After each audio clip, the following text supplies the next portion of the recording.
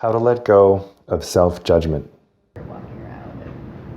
Interesting. It's very interesting. All of the activity that arises in the mind, and to make this practice, it can be very, very easy. It's obviously simple, right? But we'll find that it's very challenging to do even the most simple thing of just being aware without being distracted by your thinking. If you were to try to just set a goal of, all right, I'm going to spend 2 minutes without being distracted by my thinking, most people would fail multiple times in 2 minutes, right? So it can be very, very helpful to just remember that to be kind to yourself, and to just realize that this brain, its job is to do exactly what you were just describing, categorizing and labeling and judging and naming and putting things into buckets and processing that and then talking about that and then judging yourself for doing it, right? Like all of these things come up. And if you can just kind of have this sense of kindness of just, hey, this is what the body and brain does. And just notice when it's doing it. Oh, there's categorizing.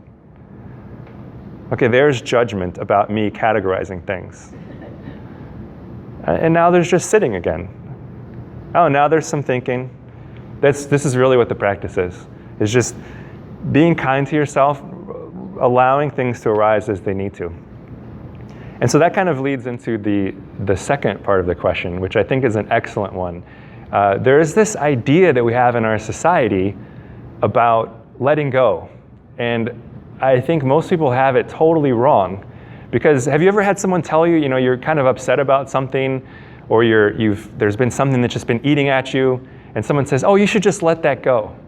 And you say, well, no kidding. If I could let it go, I would have 6 weeks ago, right?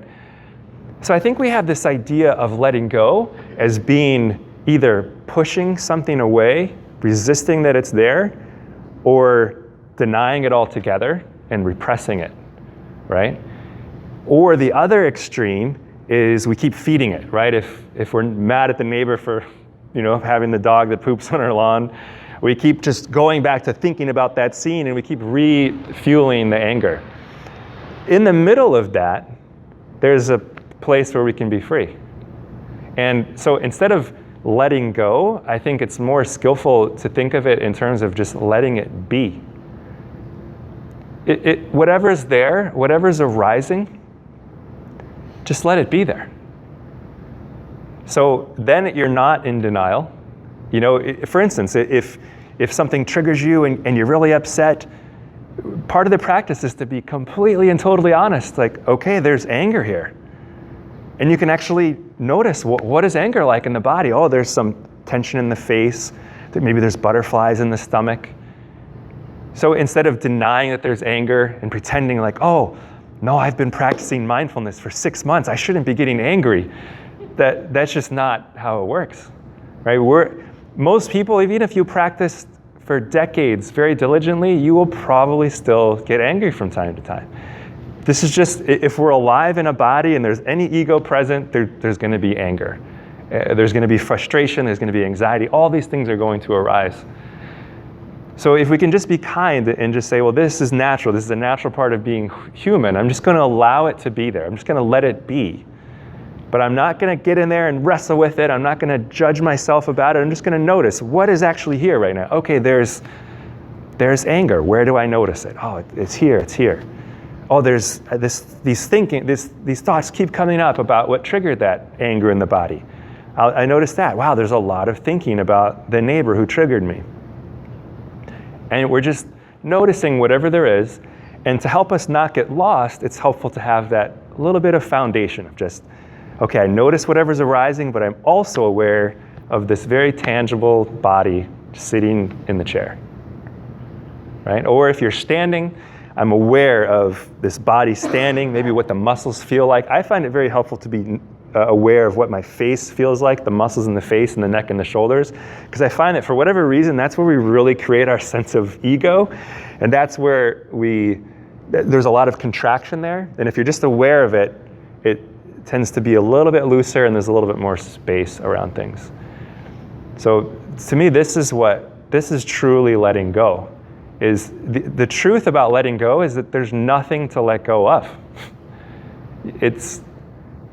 There's already space all we have to do is recognize that there's space there. We're not creating it. We're not trying to push something away and saying, oh, I'm separate from that.